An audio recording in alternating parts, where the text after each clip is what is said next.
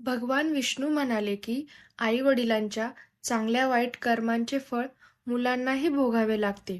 नमस्कार मित्रांनो. एकदा माता लक्ष्मी म्हणाली, हे स्वामी, आज मला एक खूप मोठा प्रश्न अस्वस्थ करत आहे. कृपया माझ्या प्रश्नाचे उत्तर देऊन समाधान करा. तेव्हा भगवान विष्णू म्हणतात, हे देवी, तुझ्या मनात जे काही प्रश्न असतील ते बिनदिक्कतपणे विचार. तेव्हा माता लक्ष्मी म्हणते, हे भगवंता, माझा प्रश्न आहे की आई वडिलांच्या चांगले वाईट कर्मांचे परिणाम त्यांच्या पुत्रालाही भोगावे लागतात का? तेव्हा भगवान विष्णू म्हणतात, हे देवी, आज मी तुम्हाला एक कथा सांगणार आहे.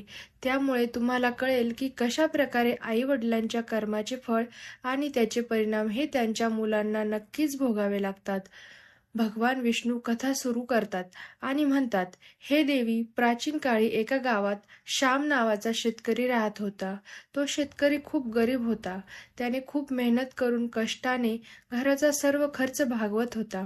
त्याला दिवसभराच्या कामानंतर मजुरी म्हणून फक्त 30 रुपये मिळायचे. त्यातून तो दररोज 15 रुपये दान करायचा आणि 15 रुपये घेऊन कुटुंबाचा उदरनिर्वाह करायचा. आणि काही दिवसानंतर त्यांना 2 जुळी मुले झाली. त्यामुळे आता श्यामच्या कुटुंबात 2 नवरा बायको आणि 2 जुळी मुले असे 4 सदस्य झाले. दिवसेंदिवस खर्च वाढत असल्याने हळूहळू श्यामला त्याच्या मुलांच्या देखभालीमध्ये अडचणी येऊ लागल्या.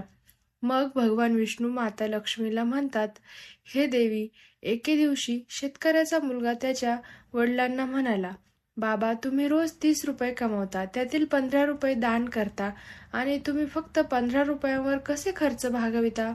मग आपल्या मुलाचे हे बोलणे ऐकून शेतकरी शांत झाला. त्यामुळे शेतकऱ्याला शांत पाहून त्याची पत्नी म्हणाली, नाही बेटा, असे नाही. तुमचे वडील रोज 30 रुपये कमावतात आणि 15 रुपये दान करतात. ते फक्त तुमच्यासाठीच, दुसऱ्यांसाठी नाही. पण दोन्ही मुलांना हे समजले नाही, कारण ते दोघेही लहान होते. मग काही काळ असाच गेला आणि शेतकऱ्याची दोन्ही मुले हळूहळू मोठी होऊ लागली. श्याम एके दिवशी कामावरून घरी येत असताना त्याचा अपघात झाला. त्यामुळे त्याचा मृत्यू झाला. जेव्हा श्यामच्या पत्नीला तिच्या पतीच्या मृत्यूची बातमी मिळाली तेव्हा तिला खूप वाईट वाटले. आणि मग एके दिवशी श्यामच्या 2 मुलांनी त्याच्या आईला विचारले, आणि आमचे वडील कुठे गेले? तेव्हा ती म्हणाली, बेटा, तुझे वडील आम्हा सर्वांना सोडून भगवान शंकराकडे गेले. जेव्हा तुमचे वडील जिवंत होते तेव्हा ते दिवसाला 30 रुपये कमवायचे. त्याच 30 रुपयामधून 15 रुपयाने आपले पालनपोषण करायचे आणि उरलेले 15 रुपये दान करायचे. मुले म्हणाली, आता आपले बाबा नाही आहेत तर आपले पालनपोषण कसे होणार? आपले पोट कसे भरणार? आई आपल्या मुलांना म्हणाली, ज्या घरामध्ये गरिबी असते तिथे मदतीला कोणी येत नाही. सर्वजण त्यांच्यापासून दूर पळू लागतात. फक्त त्यांच्यासोबत देव असतो, कारण तो गरिबांचा दाता आहे. तेव्हा मुलांनी आईला सांगितले, आई, तू असा विचार करू नकोस. आम्ही दोघे भाऊ भगवान शंकराकडे जाऊ आणि आपल्या बाबांना घेऊन येऊ, कारण भगवान शंकर खूप दयाळू आहेत. आमचे दुःख पाहून त्यांना नक्कीच दया येईल आणि ते आमच्या वडिलांना नक्कीच पाठवतील. आई मुलांच्या या गोष्टीकडे फारसे लक्ष देत नाही. एके दिवशी श्यामची बायको तिच्या दोन्ही मुलांना घरी सोडून कामाच्या शोधात गावात गेली असते आणि दुसरीकडे त्याची 2 मुले म्हणजे दोघे भाऊ आपापसात विचार करू लागतात की आपण कैलास पर्वतावर भगवान शंकराकडे जाऊन आपल्या वडिलांना परत आणायचे का? असा विचार करून दोघे भाऊ वडिलांना आणण्यासाठी घरातून बाहेर पडतात. दोघे भाऊ खूप वेळ चालत गेल्यावर त्यांना थकवा जाणवला आणि एक मोठा वटवृक्ष पाहून ते त्याच्या सावलीत येऊन उभे राहिले. मग या वटवृक्षाच्या सावलीत थोडा वेळ आराम करावा असा विचार दोन्ही भावांनी केला. तेव्हा वटवृक्ष मानवी आवाजात म्हणाला, मुलांना, तुम्ही कोण आहात आणि कुठे चालला आहात? आजपर्यंत तुमच्यासारखे कोमल मुले माझ्या सावलीत बसली नाही. तेव्हा त्या 2 मुलांनी सांगितले की आम्ही शेतकऱ्याची मुले आहोत आणि आम्ही कैलास पर्वतावर भगवान भोले शंकराकडे आमच्या वडिलांना आणण्यासाठी जात आहोत. तेव्हा त्या वटवृक्षाने त्या मुलांचे बोलणे ऐकले. तेव्हा ते म्हणाले की, मुलांनो, तुम्ही माझ्यासाठी सुद्धा भगवान शंकरांना एक प्रश्न विचारा. आणि तो म्हणाला, मी अनेक वर्ष इथे उभा आहे, पण माझे एकही पान जमिनीवर पडले नाही. आणि माझ्या फांद्याही सुकत नाहीत. मी काय पाप केले आहे? असे काय झाले आहे की ज्याच्यामुळे मला या योनीतून मुक्ती मिळू शकली नाही? याचे कारण काय आहे? मग त्या दोन्ही मुलांनी म्हटले, की ठीक आहे, तुमचा हा प्रश्न आम्ही भगवान शंकराला नक्कीच विचारू. असे सांगून दोन्ही मुले पुढे जाऊ लागली आणि वाटेत त्यांना एक अतिशय भयानक मोठा साप दिसला. त्या सापाला पाहून दोन्ही भाऊ भीतीने थरथर कापू लागले आणि उभे राहिले. दोघे भाऊ तिथून पळून जाणार होते. तेवढ्यात तो साप मानवी आवाजात बोलू लागला आणि म्हणाला, मुलांनो, मला घाबरू नका. मी तुम्हाला काही करणार नाही. तुम्ही कोण आहात आणि कुठे जात आहात ते सांगा. मग दोन्ही मुलं त्या सापाजवळ गेली आणि हात जोडून म्हणाली, हे सर्पदेव, आम्ही दोघेही शेतकऱ्यांचे पुत्र आहोत आणि आम्ही दोघे जुळे भाऊ आहोत. आम्ही आमच्या वडिलांना आणण्यासाठी भगवान शंकराकडे जात आहोत. तेव्हा साप म्हणाला, मुलांनो, माझा सुद्धा एक प्रश्न आहे. तो तुम्ही भगवान शंकरांना विचारून या. मी बरेच वर्ष इथे पडून आहे. मला आता चालताही येत नाही. माझ्या शरीरात थोडासाही जीव नाही. मागच्या जन्मी मी असं कोणतं पाप केलं आहे ज्यामुळे मला या जन्मातून मुक्ती मिळू शकली नाही? याचे कारण काय आहे? तेव्हा ती मुले म्हणाली, ठीक आहे, तुमचा हा प्रश्न भगवान भोले शंकराला विचारून आम्ही नक्की येऊ. मग भगवान विष्णू माता लक्ष्मीला म्हणतात, हे देवी. हे सांगून दोन्ही मुले पुढे चालू लागली. तेव्हा वाटेत त्यांना एक सेठजी भेटले. सेठ म्हणाला, मुलांनो, तुम्ही दोघे कोण आहात आणि इतक्या कडक उन्हात कुठे जात आहात? आणि तुम्ही दोघे लहान आणि खूप कोमल दिसत आहात. तेव्हा ती मुलं म्हणाली, सेठजी, आम्ही दोघेही शेतकऱ्यांचे पुत्र आहोत आणि आम्ही दोघे जुळे भाऊ आहोत. आम्ही दोघे कैलास पर्वतावर आमच्या वडिलांना आणण्यासाठी भगवान शंकराकडे जात आहोत. तेव्हा तो सेठ म्हणाला, की माझा एक प्रश्न तुम्ही भगवान शंकरांना विचारा. तेव्हा तो सेठ म्हणतो, मुलांनो, इथे येणाऱ्या प्रत्येक जणाची तहान भागवण्यासाठी मी अनेक वर्षापासून इथे विहीर खोदत आहे, पण त्यातून अजूनही पाणी निघले नाही. मी माझ्या मागील जन्मात असा कोणता गुन्हा केला आहे की या विहिरीला अजून पाणी लागत नाही, ज्यासाठी मी ही विहीर खोदण्यासाठी खूप पैसे खर्च केले आहेत? तेव्हा ती मुले म्हणाले, ठीक आहे सेठजी, तुमचा हा प्रश्न आम्ही भगवान शंकराला विचारून नक्कीच तुमच्याकडे परत येऊ. भगवान विष्णू माता लक्ष्मीला म्हणतात, हे देवी. असे सांगून दोन्ही मुलं तिथून पुढे जाऊ लागली आणि चालत असताना त्यांना एक वाहणारी नदी दिसली. मग हळूहळू दोन्ही भाऊ नदीच्या काठी पोहोचले आणि नदीतून एक मासा बाहेर आला आणि तो त्यांच्या पायाजवळ आला आणि म्हणू लागला, अरे मुलांनो, तुम्ही कोण आहात आणि तुम्ही दोघे बोटीशिवाय का जात नाहीत? का जात आहात? मग मुले म्हणाली, की आमच्याकडे बोटीत बसायला पैसे नाही, कारण आमचे वडील रोज 30 रुपये कमवते आणि त्यातून ते रोज 15 रुपये दान करायचे आणि 15 रुपयामधून आमचा उदरनिर्वाह करून कसे तरी आमचे घर सांभाळायचे. आता आमचे वडील घरी नाहीत, ते भगवान शंकराकडे गेले आहेत. म्हणून आम्ही दोघे भाऊ कैलास पर्वतावर भगवान शंकराकडे आमच्या वडिलांना आणण्यासाठी जात आहोत. त्या मुलांचे म्हणणे ऐकून मासा म्हणाला, मुलांनो, माझा एक प्रश्न भगवान शिवाला विचारून या, कारण मी अनेक वर्ष या नदीत भटकत आहे. माझ्या 7 पिढ्या उलटून गेल्या आहेत, पण मी अजूनही या नदीत राहत आहे. मी माझ्या पूर्वजन्मात असा कोणता अपराध केला होता ज्याच्यामुळे मला या जन्मातून मुक्ती मिळू शकली नाही? याचे कारण काय आहे? तेव्हा ती मुले म्हणाली, ठीक आहे, आम्ही तुमचा हा प्रश्न भगवान शिवला नक्कीच विचारू आणि परत येताना तुम्हाला कळवू. त्यानंतर चालत चालत दोघे भाऊ नदीच्या दुसऱ्या काठावर पोहोचले. तेव्हा त्यांना तिथे एक मृत व्यक्ती पडलेल्या अवस्थेत दिसला. त्या दोन्ही मुलांना पाहून मृत व्यक्ती म्हणू लागला, मुलांनो, तुम्ही कोण आहात? कुठे चालला आहात? तेव्हा त्या मुलांनी त्याचा आवाज ऐकला आणि सांगितले, की आम्ही शेतकऱ्याची मुले आहोत. आम्ही दोघे जुळे भाऊ आहोत. आम्ही दोघे कैलास पर्वतावर भगवान शंकराकडे जात आहोत. त्यांच्याकडून आम्ही आमच्या वडिलांना घेण्यासाठी जात आहोत.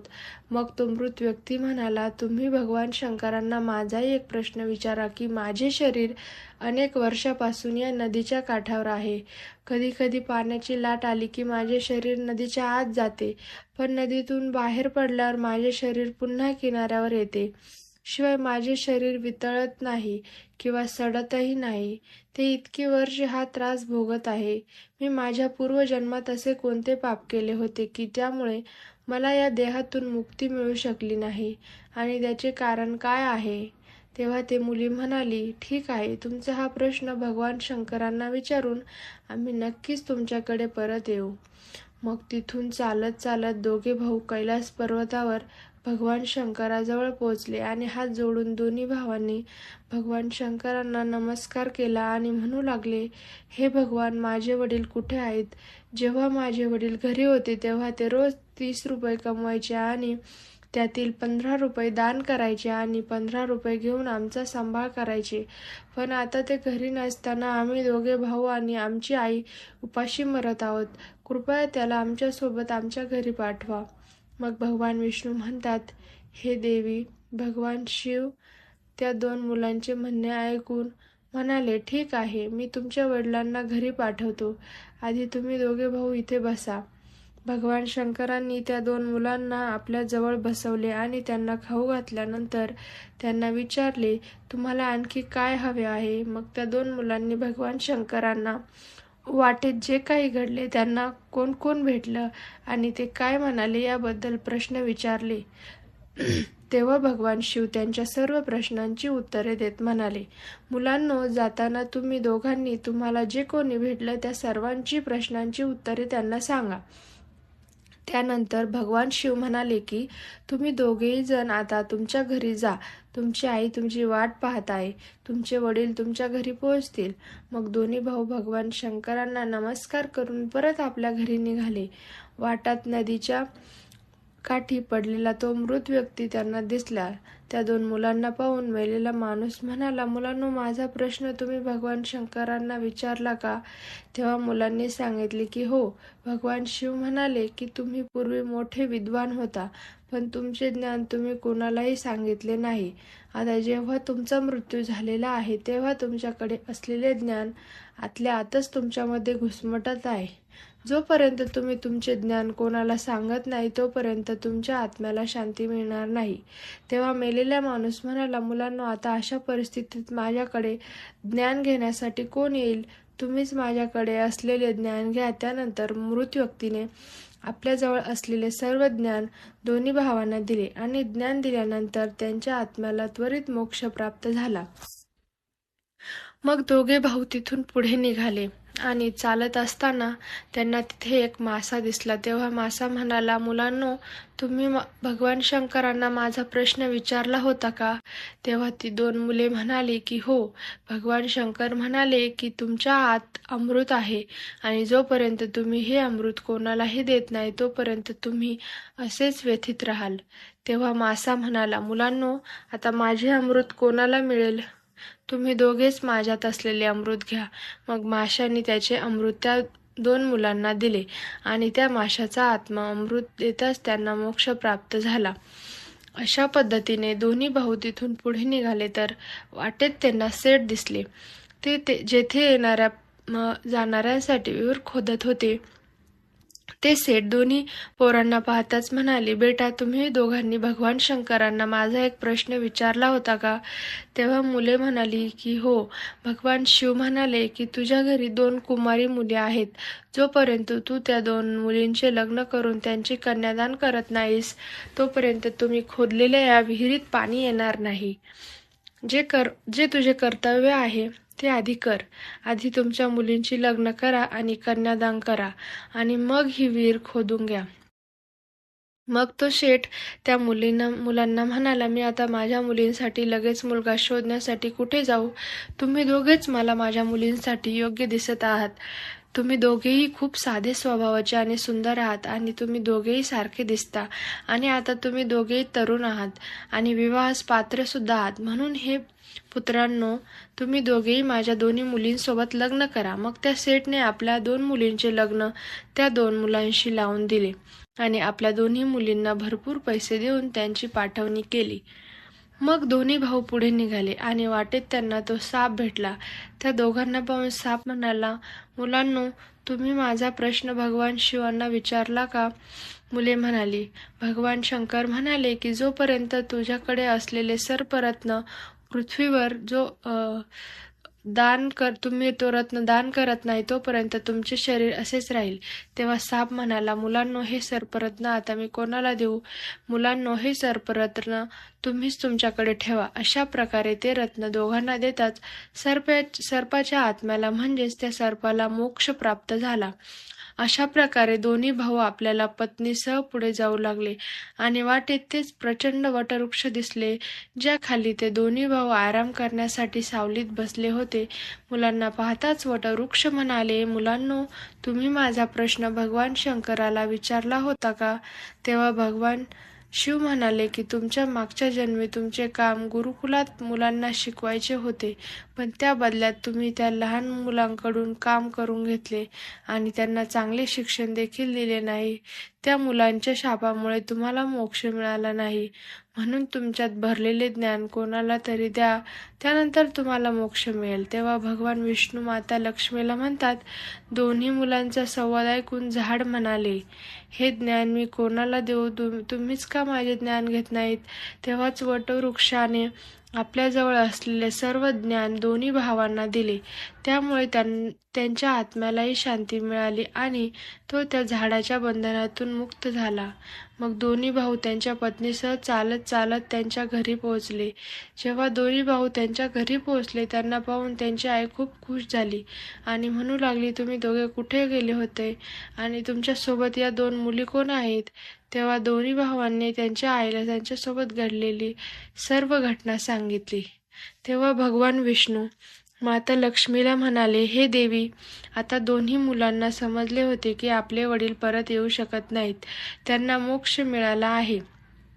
आपल्या वडिलांनी केलेल्या दानाचे फळ भगवान शंकरांनी आम्हा दोन्ही भावांना दिले आहे.